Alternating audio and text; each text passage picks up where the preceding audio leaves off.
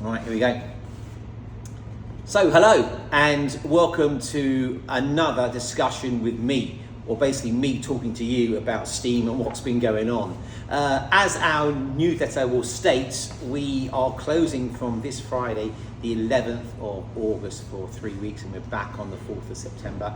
We're taking a well-deserved mini summer break. We're going away. I will be here doing a few bits and pieces, but the team are taking a well-deserved break and off to kind of get sun-drenched and enjoy themselves and go back to their families and their loved ones, and I said back on the 4th of September.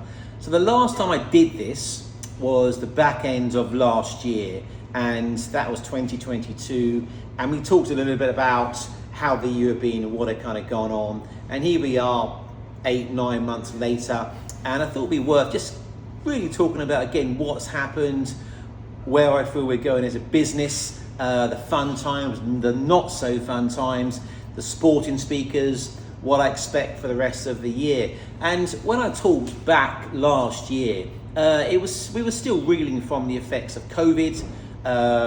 People weren't necessarily coming back to work, they were, but slowly still. And of course we were hit with train strikes and latterly tube strikes. And those train strikes were pretty tough for us. COVID was bad, but when you have a train strike, as you know, you lose maybe 2 days either side of the actual train strike, and we got hit quite badly in December. So that was disappointing. I'm not going to get into the whys and wherefores of the reasons why they're striking, but it was quite tough for us. And it was, though, in general, though, not a bad kind of quarter. So September, October, November were pretty good. You did kind of come back. The lunches were good again. The events were good. The sporting events were fantastic. So as January kind of rolled around for this year, pretty optimistic, looked pretty good, pretty happy. And again, we have had a pretty decent 7 to 8 months. Of course, still train strikes. Of course, still tube strikes.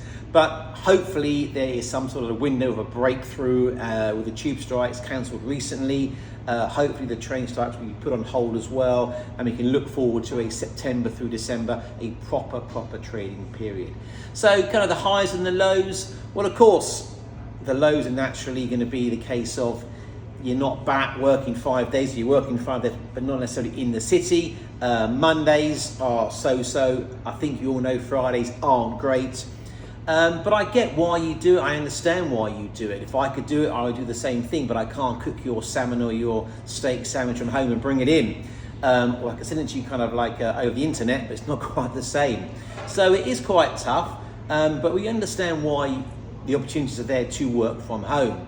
It doesn't help us, I know, but we understand it and we kind of get on with it really. So we've had to kind of re-change how we do the business, had to re-change how we look at what we do, staffing, hours, sporting lunches, sporting events, and we've made it work actually, and I'm actually pretty happy with what's kind of gone on. Naturally, summer's a bit harder for us being downstairs, but we had a good AC, had the Ashes on, and it's been a pretty okay summer as well. But we've kind of come back into September, and I am confident that it's going to be a really good 4 months. We look really busy in September and October and November already. Lots of quiz nights, lots of different events, lots of race nights, lots of course sporting lunches and sporting dinners, and general kind of like drinks parties and private quiz nights as well. So looking pretty good. So if you do fancy an event with us, try and get in touch with us as soon as you can. And naturally we expect a really good Christmas as well. We're getting inquiries, the big days are already going.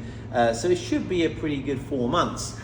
I think when I spoke last year, I did talk a bit about the outside influences affecting us, as such as things like gas, electricity, landlords, and I do read other bars, other restaurants, and they maybe not speaking highly of their landlords or bits and pieces. I have to say again, our landlord's been fantastic. He's been absolutely wonderful. He's been supportive of us for the last 3 years. They talk to us, they communicate with us, they ask us what's going on, where we're going, and we haven't quite got to where we want to get to with them, but we are very close, and they have been excellent to us. They maintain the building, they look after us as people as well. So there's sometimes some negativity out there for landlords. I'm not waving the flag for landlords as a crusade here, but as somebody who has a lease and who pays rent and service charge to a landlord, I must say they've been absolutely wonderful to us. Gas, electricity, we've had some pretty hefty surprising bills, again out of our control, but we've had to pay those bills, and we have done, and hopefully they'll start to kind of come down now, and we'll start to see an opportunity to kind of get over the hurdles of the debt that we accrued for the last 3 years. But as a business as a whole, we're okay. We're looking pretty good. The team is still here. I'm still here. We have Gunther looking after the events. We have Jose managing the restaurant. We have Tina in the bar. We have Russell and Gazi and Charlie in the kitchen. We have got a really, really good, steady team of people. And I think looking at the longevity of the staff who've been here, Charlie, who works in the kitchen, has done 14 years with us. The two chefs done 7 years each. I think Gunther's done 10 years. Phil's done 10 years. Jose's done a couple of years. So we do create a great place, not only to work, but for you to come as well. So the product is still there. We are still independent. Of course, we still need you. I know you have a choice, but we hopefully will be one of your top 3 choices. But do come see us on Mondays if you can. I understand about Fridays, but do come see us on Mondays. And of course, we look forward to our next great quarter. We had some fantastic sports events this year, and of course we have this next quarter again, some great names kind of coming in. I was concerned last year, the names are drying up a little bit. How many more times can you bring out the 2003 England Rugby World Cup team? Well, apparently you can. We did an incredible event with Delalio and Leonard back in June, and it was incredible. They spoke for nearly 2 hours. And the events just seem to work. Those who come to the events, you know why they work. You can say hello to the speaker, you can shake a hand, you can take a picture. We don't allow cameras, we don't allow any recordings of what's kind of going on. So they maybe speak a bit off the record sometimes, and we get things that you wouldn't necessarily get in a book or on a paper. But it's so at ease, and the events just seem to sell out week to week to week. And going back to like 2019, I used to do about maybe 8 to 10 events a year. I think last year we did 23 events last year, and this year we'll do 25 events. And the thirst for these events is just so strong. We have coming up, and as an example, we have Jeff Stelling, he of like Sky Sports fame. We put the email out with the names, I don't know when it was, about 2 months ago, and the first day sold out within 40 minutes. Now, it's quite good. So Jeff sold out 3 more times after that event. So we're looking forward to a great 3 events with Jeff. But this year we had some great names, some unusual names for us, but some great names. We had Andrew Mertens, the New Zealand Rugby number 10. What a great player, what a great afternoon. Alan Brazil and Ray Parlour. What can I say, really, just a fascinating afternoon. Ray also came back with that legend Charlie George, the 1971 classic FA Cup final goal, Liverpool 2-1, 25-yard screamer. What a nice man. Classics, Graham Gooch and Mike Gatton. Whoever thought Graham Gooch would be that funny? He really was.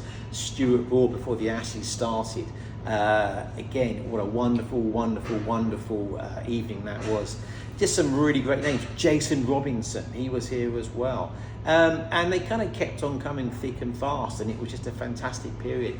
And as we kind of come into like September onwards, we have a great West Ham night with John Monker and Alvin Martin. They won the Conference League back in May, 43 years after winning the FA Cup in 1980. We have Chris Robshaw right in between the pool games of the World Cup and then the quarterfinals. I could not believe he said yes to it. Fantastic. Jeff Stelling, as I said before, for 3 wonderful events. We also have Jimmy Anderson and Stuart Broad. They have, I think, 1,200 test wickets between them. Pretty damn impressive. John Hartson will be here as well, back end of the year. And we also have Amy Williams, skeleton gold medalist from the Vancouver Games. again, so looking forward to that event. I have other names possibly lined up. I've been talking to Lawrence Dallaglio and Mike Tyndall about an event that might happen this year. But of course, though, the big event, the main event, which I know you can't wait for, I'm back. I did a lunch the end of March, 31st of March this year, and I wasn't quite sure how it would go, and it was a pretty good event. And I'm basing that on the feedback that I got, the emails, the phone calls, the messages, and it was a really, really fun event for me to do as a speaker. I was able to talk about the good, the bad, and the ugly of dealing with like sports personalities, how I go about it, how I do my learning, how I understand what they're about, the good ones, the not so good ones, the challenging ones, the ones who might have been slightly happy when they were here. And it was a really, really kind of great lunch. But the best part about it was almost like it was slightly kind of therapeutic for me in some ways. You never quite know how you feel about something until you don't necessarily have it, whether you leave a job or you move on, you move countries or whatever it might be. And that old classic, you know, the grass is always greener, and I was never quite sure.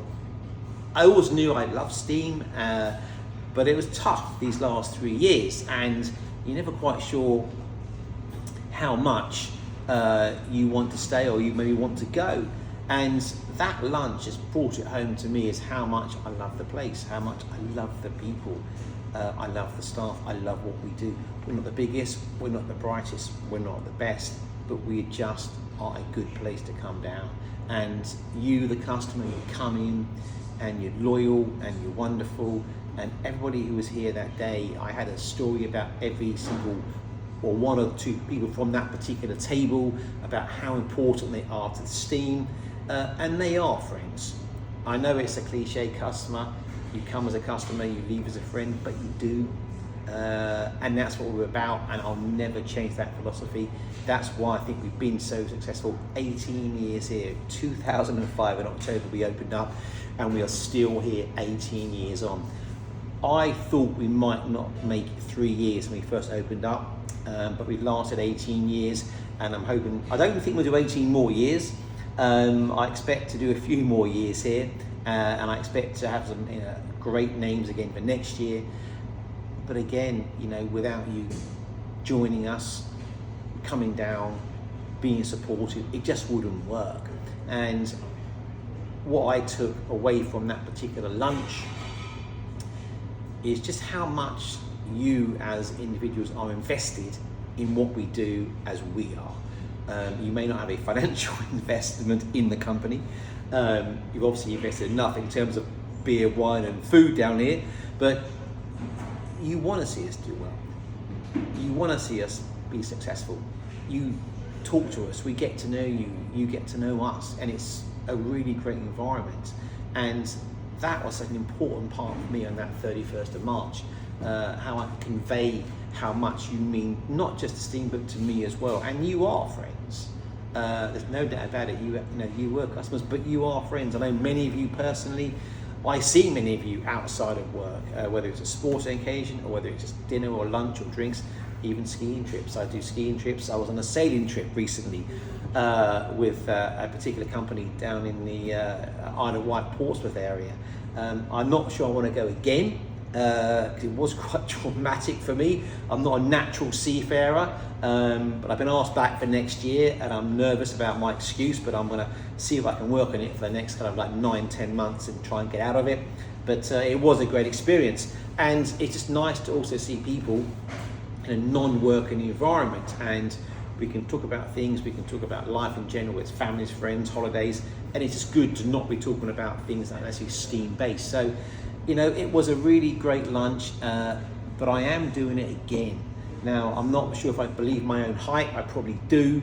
I've had a few people ask me to do it again. When I say a few, I think 3 people, so it's not a lot of people. So I'm not sure that'll make up for an actual big lunch, but I'm going to do it on the 8th of December. So if you are looking to kind of meet some colleagues for like a get together to 4, 6, 8, 10, whatever it might be, and you want a bit of fun, come down 8th of December, book in, have a lunch, listen to me talk or waffle for a good hour, hour and a half. The worst part is you've got to pay for that. Normally you get it for free in general, but I'm actually going to make you pay for it. But Christmas lunch, come down and it should be good. But again, you know, we're off on holiday this Friday, the 11th of August, back on the 4th of September. We'll be open for emails, myself, Gunza, email us, text us, whatever, get yourself booked in. Any inquiries, send them in please, Christmas, general stuff. But again, from me, thank you for your continued support. Thank you for standing by us. I would say we're a good way out of the problems of the last 3 years. We still have hurdles to kind of get over, but we are getting over them, and I can now see the finish line. So thank you very much from me. Have a great summer holiday if you've not been away. If you've been away, I hope it was fun and you had a great time, and I look forward to seeing you when we come back in September. Thank you very much.